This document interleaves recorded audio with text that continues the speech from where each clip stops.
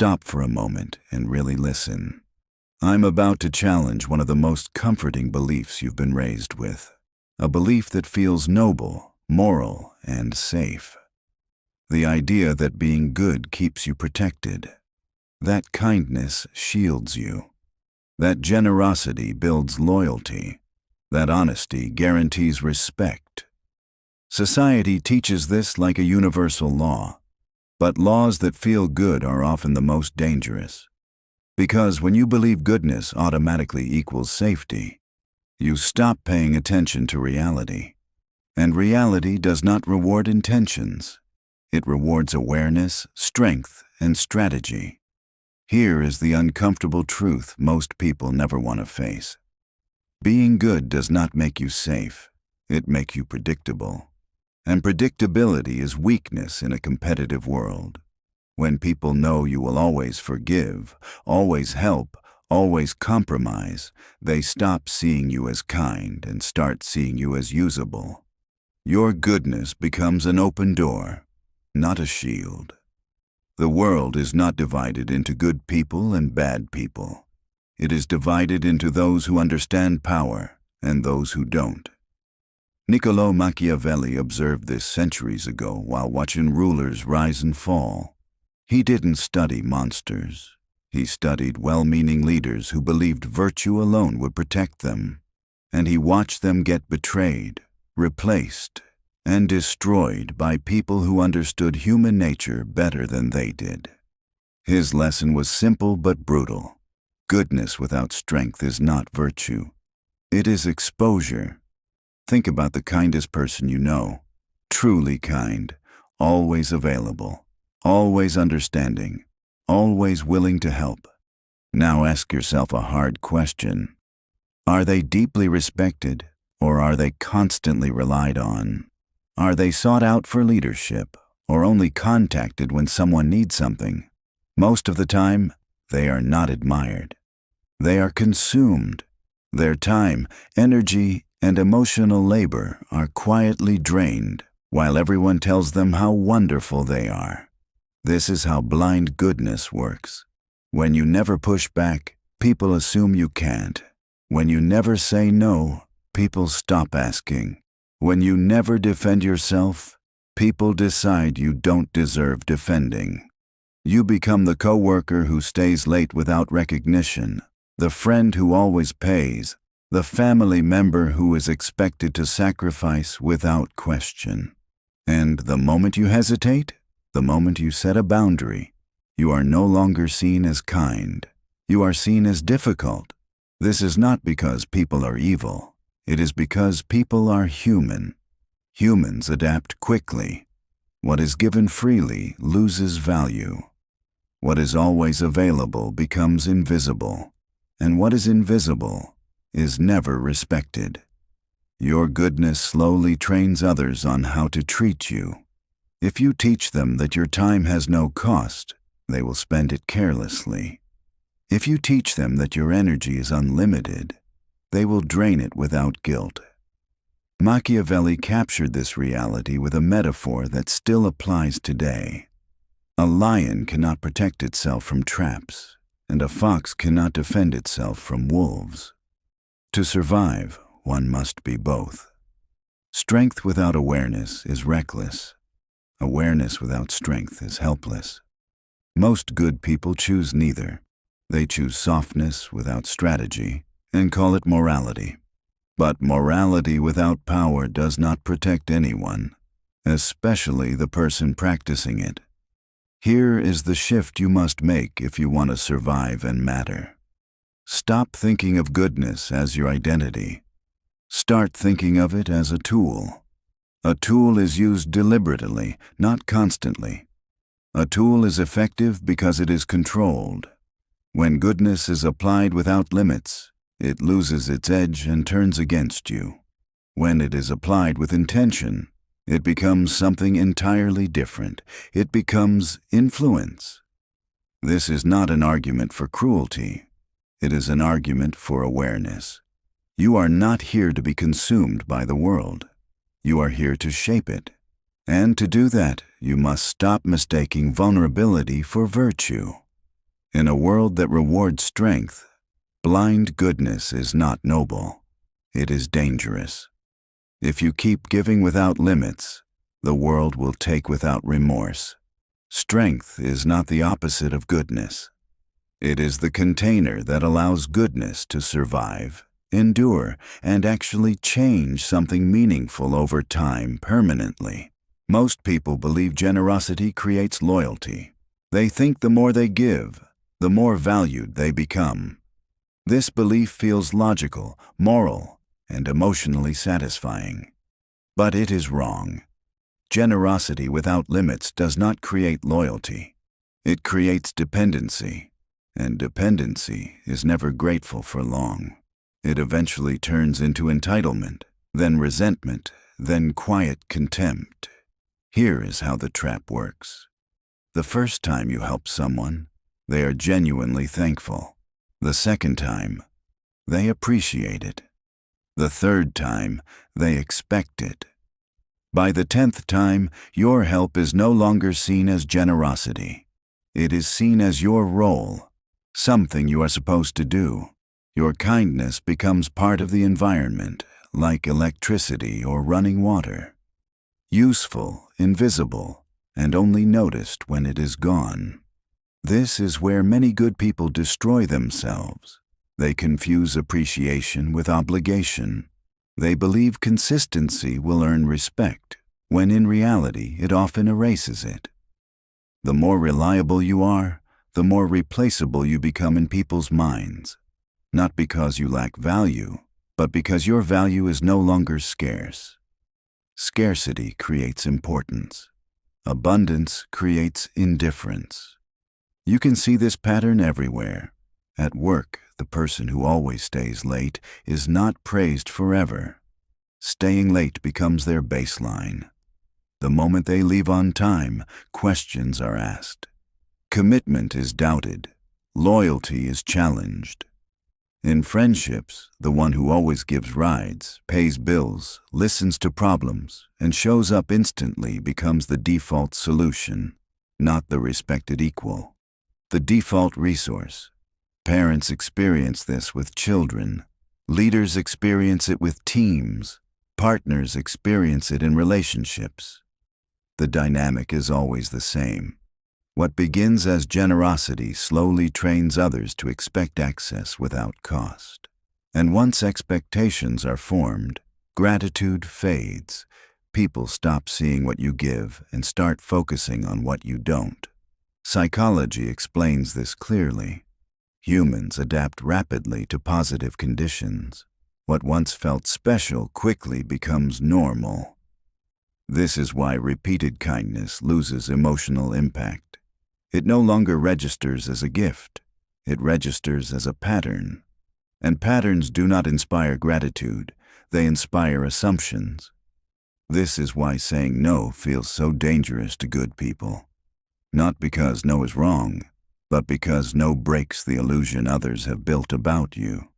The illusion that your time is unlimited, your energy is free, your presence is guaranteed. When you finally draw a line, people react emotionally, not logically. They don't remember the many times you said yes. They remember the single time you didn't.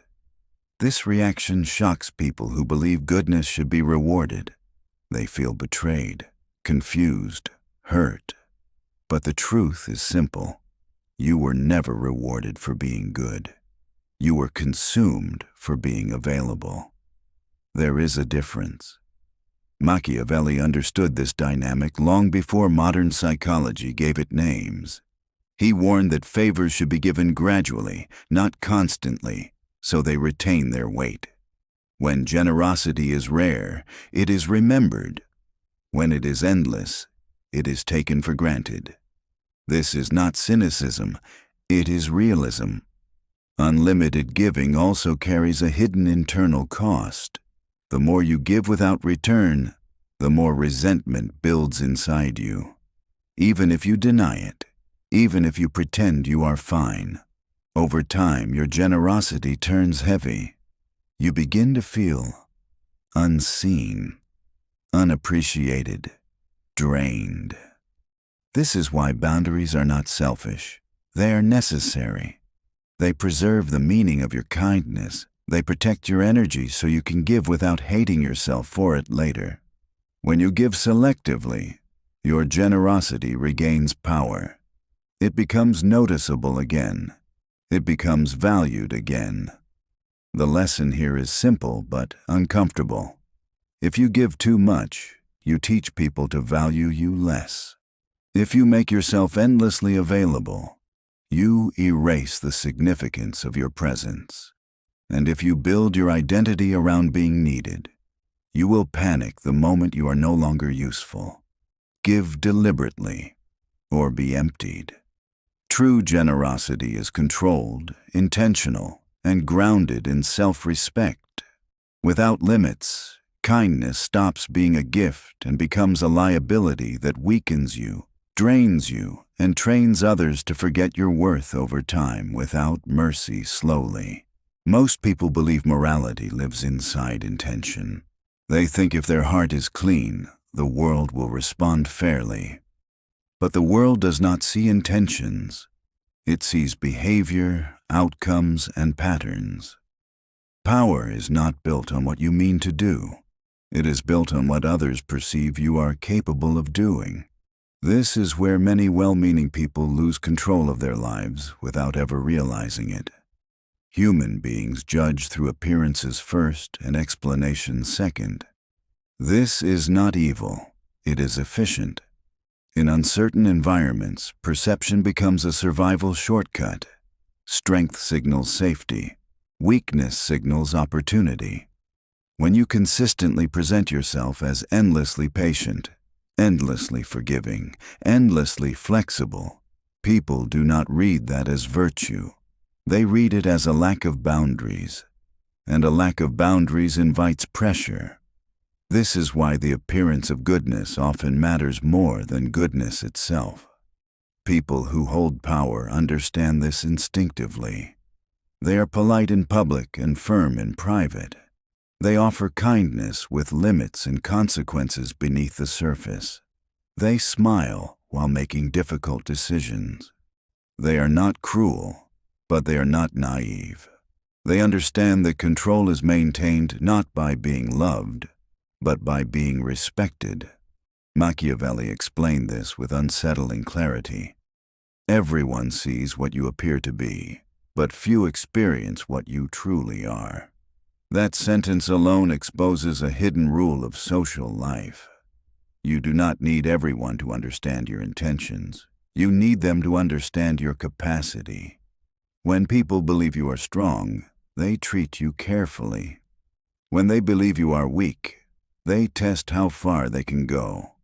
This is why strategic goodness requires restraint. If you show all your softness to everyone, you remove the uncertainty that protects you. Uncertainty is not manipulation. It is protection. When people are unsure how much they can take from you, they take less. When they know you will always absorb pressure without consequence, they apply more. Leadership operates on this principle. The leaders who command respect are not those who constantly accommodate. They are those who set clear expectations and enforce them consistently. They may appear warm, but warmth without enforcement collapses. Compassion without standards creates chaos. Authority does not come from being liked. It comes from being reliable, firm, and fair. Many people fear this shift because they associate control with cruelty. But control is simply structure. Structure allows goodness to function without being abused. A parent who never enforces rules raises a child who feels unsafe, not free. A leader who avoids hard decisions creates confusion, not harmony. A friend who never pushes back eventually becomes invisible. Strategic goodness means choosing when to be soft and when to be solid. It means protecting your inner intentions while managing your outer presentation. You do not owe everyone access to your patience. You do not owe everyone explanations. You do not owe everyone your emotional labor. What you owe yourself is sustainability. This is the mistake most people make. They reveal their entire emotional range to everyone. They show fear to enemies and strength to friends. But strength should be visible to threats, and softness should be reserved for those who have earned trust. Power is not loud. It is controlled. When you manage how you are perceived, you regain leverage over your life. People stop assuming. They start asking. They hesitate before crossing lines. Not because you are feared, but because you are respected. Respect is the quiet force that protects your time, your energy, and your future. This is not about becoming fake. It is about becoming intentional. You can be honest without being exposed, kind without being weak, generous without being drained. The moment you understand that image shapes treatment, you stop bleeding in silence and start moving with clarity, purpose, and calm authority that cannot be exploited easily. Real power is quiet discipline practiced daily. It is restraint under pressure, clarity under stress, and patience under temptation. When you master perception without losing integrity, you become untouchable. Not feared, not adored, but respected enough that others think twice before testing your limits and your boundaries consistently over time. At the end of your life, no one measures your goodness by intention. They measure it by outcomes. What changed because you were here? What improved? What endured? The world does not reward those who meant well. It remembers those who built something that lasted. This is the final truth most people avoid because it demands responsibility instead of comfort. Good intentions are invisible. Results are undeniable. You can care deeply, love sincerely, and sacrifice endlessly, but if your actions do not produce meaningful outcomes, history moves on without you. This is why focusing on being liked is a trap. Being liked creates approval in the moment. Being effective creates impact that survives you. Many people confuse kindness with effectiveness. They believe avoiding conflict makes them moral. In reality, avoiding conflict often preserves dysfunction. Growth requires friction. Progress requires discomfort. A parent who never disciplines does not raise a kind child. They raise an unprepared one. A leader who never demands excellence does not protect their team. They weaken it. True goodness is not passive. It acts decisively, even when it risks disapproval. This is where strength becomes essential. Strength is not aggression. It is capacity. The capacity to say no without guilt. The capacity to disappoint without collapsing. The capacity to hold the long-term vision while others focus on short-term feelings. Without strength, goodness collapses under pressure. With strength, goodness becomes transformative. Survival is the foundation of legacy. If you are drained, exploited, or silenced, your values die with you. You cannot help others if you are broken. You cannot protect truth if you are crushed by those who benefit from lies. You cannot create change if you give everything away before you are established. Survival is not selfish. It is strategic preservation of your ability to contribute. History proves this repeatedly. Those who created lasting change were not endlessly agreeable. They were focused. They chose their battles. They conserved their energy. They accepted being misunderstood in exchange for being effective. They were willing to appear harsh in moments to protect what truly mattered. This is why respect matters more than affection. Affection fades quickly. Respect endures. People may not always like strong individuals, but they listen to them. They follow them. They hesitate before crossing them. Respect creates space for values to operate without being destroyed by exploitation. The mistake most people make is believing they must choose between being good and being strong. That is a false choice. Strength is what allows goodness to exist without being consumed. Weakness does not make you moral. It makes you vulnerable. And vulnerability without strategy invites damage. Strategic goodness means you decide where your energy goes. You choose who deserves access. You say no more often so your yes carries weight. You prioritize outcomes over appearances. You build yourself first so your generosity later is sustainable and meaningful. This is not cruelty. It is wisdom earned through reality.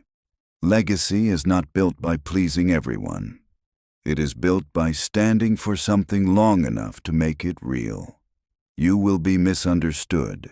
You will be criticized. You will be called cold by people who benefited from your warmth without contributing anything back. That is the cost of strength. And it is worth paying.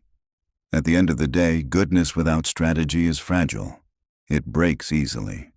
But goodness guided by discipline, boundaries, and clarity becomes unstoppable.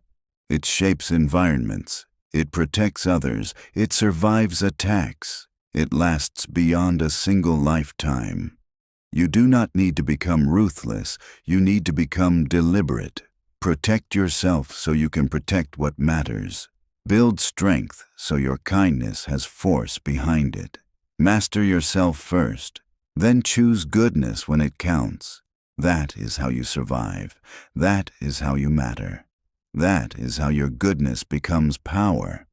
Remember this clearly. The world tests everyone eventually. When that moment arrives, only those who prepared endure.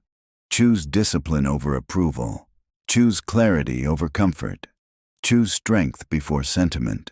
Then, and only then, choose goodness. That order is what turns intention into legacy. It is the difference between being consumed and becoming someone unforgettable.